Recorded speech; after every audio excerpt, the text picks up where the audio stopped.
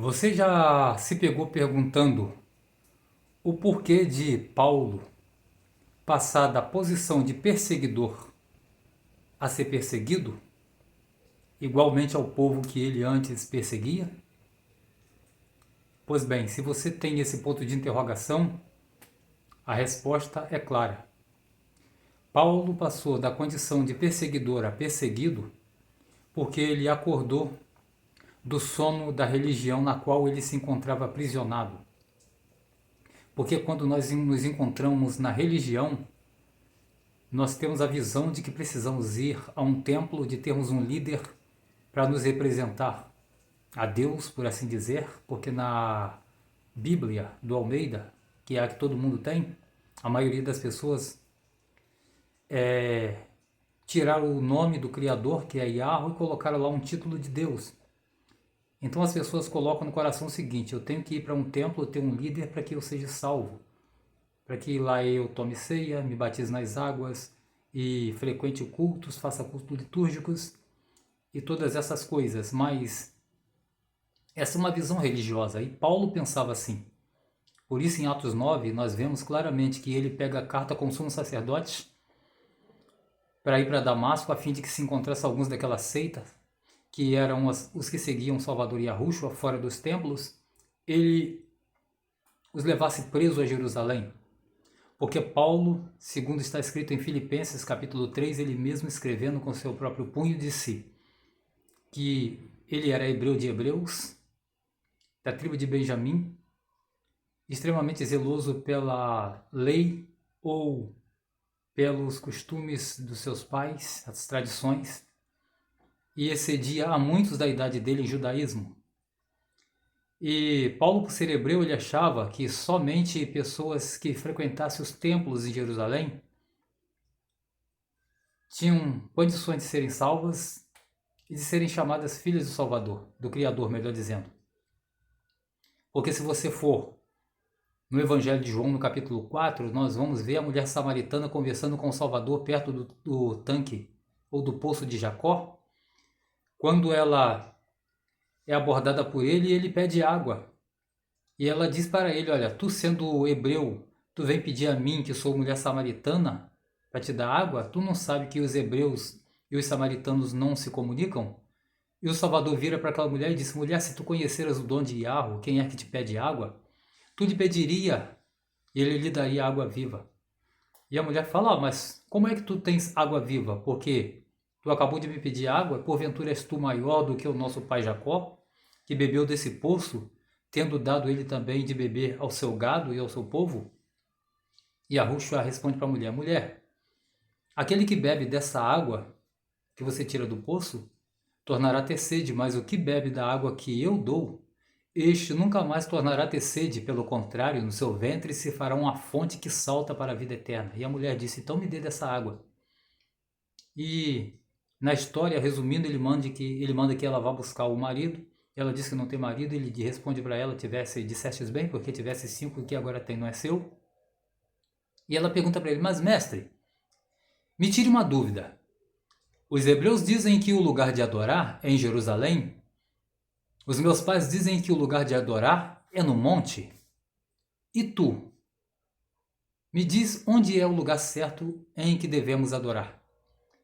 O Salvador vira para a mulher e disse: olha, mulher, tu crê que virá a hora e já chegou, em que não adorarão nem em Jerusalém e nem no monte? Porque os verdadeiros adoradores adorarão ao Pai em espírito e em verdade? Porque Yahweh é espírito e importa que os que o adoram o adore em espírito e verdade? Então, para os hebreus, o lugar de adorar era só em Jerusalém. Por quê? Porque lá tinha o templo. Agora você entende o porquê que, na visão de Paulo, as pessoas só podiam adorar o Pai se fosse para Jerusalém? Porque Paulo era um religioso e a visão dele ainda não tinha se aberto. Então, para ele, só no templo era o lugar de adorar.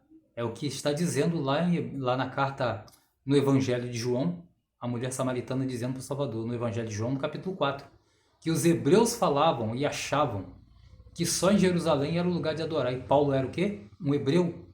Está escrito lá em Filipenses 3.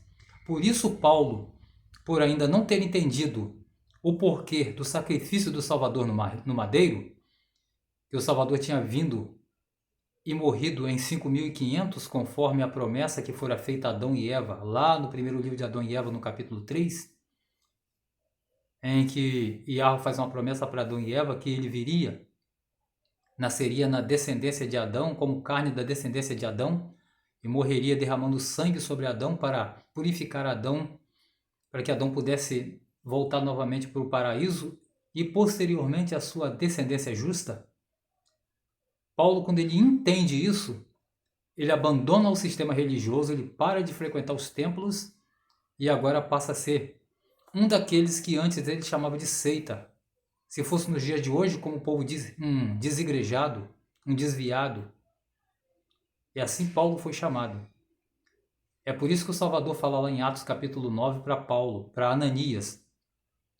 Quando o Salvador manda Ananias ir na casa e orar por Saulo, e Ananias fala, mas Senhor, eu tenho ouvido muito a respeito deste homem, quantos males ele tem feito à tua igreja.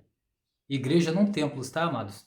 Mas os descendentes de Jafé, os europeus, que quando deixavam de ser idólatras e gentios, que eles criam na pregação da promessa, eles se tornavam igreja.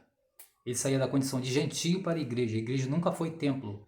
Igreja quer dizer o povo branco europeu, os descendentes de Jafé. Isso é igreja.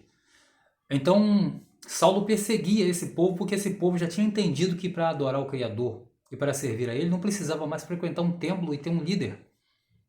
Mas para Paulo, por ele ser um hebreu e ainda ter a sua visão fechada, a visão de Paulo era uma visão religiosa do templo, como o povo nos dias de hoje. Que se você não frequenta um templo, não vai a nenhuma denominação, para as pessoas você é uma pessoa que está desviada, afastada do caminho e você não tem salvação. Assim era a visão de Paulo. Ele era um hebreu e tinha uma visão religiosa. Mas quando ele cai no caminho de Damasco, ele bate de frente com aquela luz, né, que é Yahushua, e ele se torna então o 14º apóstolo, que o 13º foi Matias, não é isso? Que foi colocado no lugar de Judas lá em Atos capítulo 6. Então Paulo ele se torna o 14º apóstolo, ou 14º, porque o Salvador Yahushua escolhe 12, e Judas o trai, Matias é colocado no lugar de Judas, e posteriormente Yahushua vai e chama Paulo no caminho de Damasco. Então Paulo, ele agora entende claramente que ele estava pregando de maneira errada e obrigando as pessoas a irem para os templos.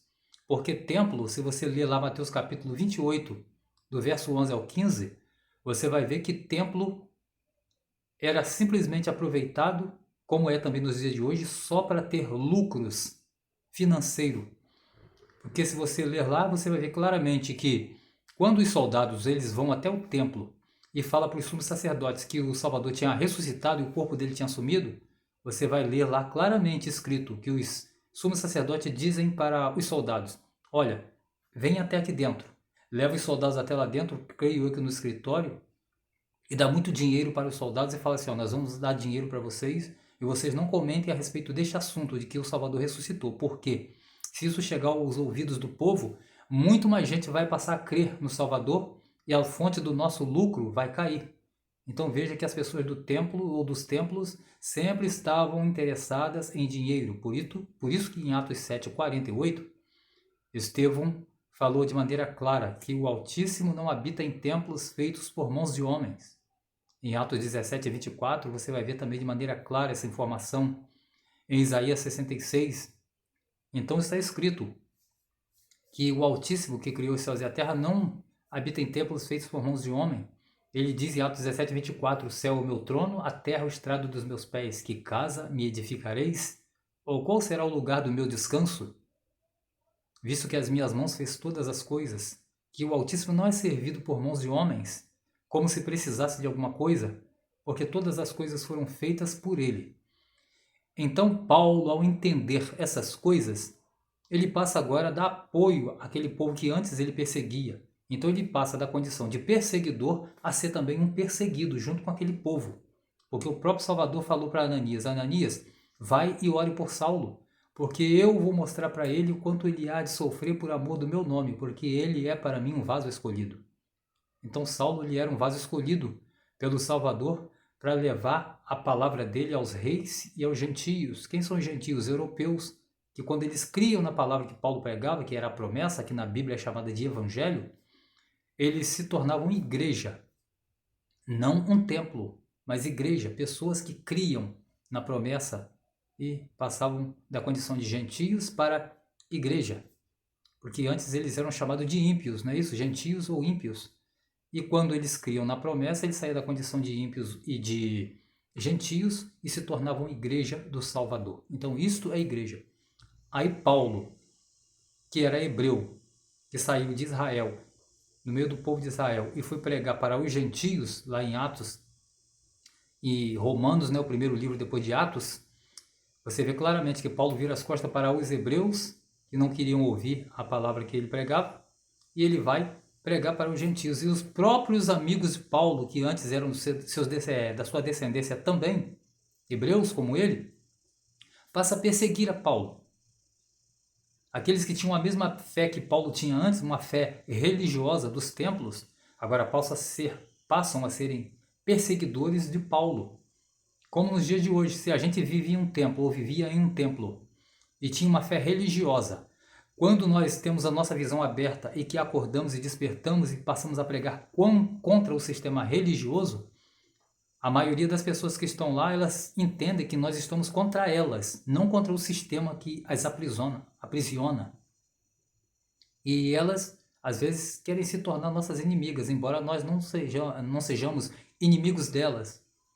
Simplesmente estamos tentando abrir a visão delas porque tivemos também a nossa visão aberta. Mas, infelizmente, os que estão lá, eles têm que... Nós somos agora os seus inimigos e perseguidores deles. Pelo contrário, nós estamos batendo contra o sistema que as engana, que as aprisiona. E assim foi com Paulo. Ele passou da condição de perseguidor a ser um perseguido também. Então, esta é a resposta. O porquê que Paulo deixou de ser perseguidor e passou a ser perseguido? Porque ele abandonou a fé cega que antes ele pregava religiosa para pregar agora uma fé de liberdade, conforme ele mesmo escreveu na sua carta, né? Foi para a liberdade que Yahushua vos chamou. Não tornei-vos meter de novo debaixo do jugo da servidão ou da religião. Então, o ponto de interrogação que você tem, por que Paulo ele sai da condição de perseguidor e passa a ser perseguido? É porque ele despertou e acordou do engano da religião e passou agora a pregar uma fé não religiosa, mas passou a pregar a promessa de maneira clara de que as pessoas não tinham mais que ir para templos, de ser circuncidados, de se batizar em águas e etc. para ter salvação. Mas crer e confiar na promessa, conforme lá no Evangelho de João está escrito. O que é as obras de Yahweh? A Bíblia diz as obras de Deus. E Yahushua responde, as obras do meu Pai é que você creia naquele que ele enviou. Quem foi que o Pai enviou? Yahushua. Então, Paulo, ele ao entender essas coisas, automaticamente ele passa a pregar contra essas coisas erradas que ele antes pregava. O que aconteceu? Aqueles que não tiveram a visão aberta passou a ter Paulo como inimigo. Passaram a perseguir Paulo, achando que Paulo tinha se tornado um inimigo deles. Mas, na verdade, Paulo não tinha se tornado um inimigo. Paulo simplesmente tinha aberto a sua visão e acordado do sono profundo religioso no qual ele vivia antes. Então, esta é a resposta por que Paulo sai da condição de perseguidor para ser um perseguido como o povo que ele antes perseguia.